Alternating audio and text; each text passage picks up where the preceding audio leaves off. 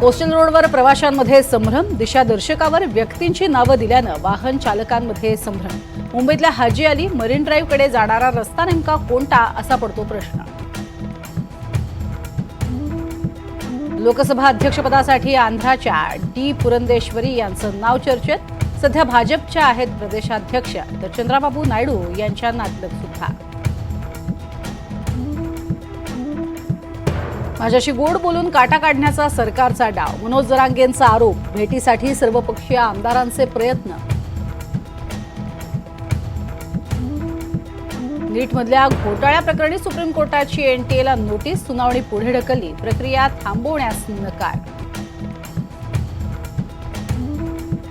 विनोद तावडेंना लवकरच मोठी संधी मिळणार, चंद्रकांत पाटलांचं सूचक विधान। तावडेंची पक्षातल्या भूमिकेची सुद्धा मोठी चर्चा। राज्यातील शाळांमध्ये 15 जून पासून एक राज्य एक गणवेश नियम लागू। मुला मुलींसाठी कोणत्या दिवशी कोणता गणवेश असणार याची नियमावली केली प्रसिद्ध। कल्याणमध्ये पावसाला सुरुवात, सकाळपासून ढगाळ वातावरण, अनेक ठिकाणी पाणी साचायला सुरुवात। पावसामुळे नागरिकांना मात्र दिलासा।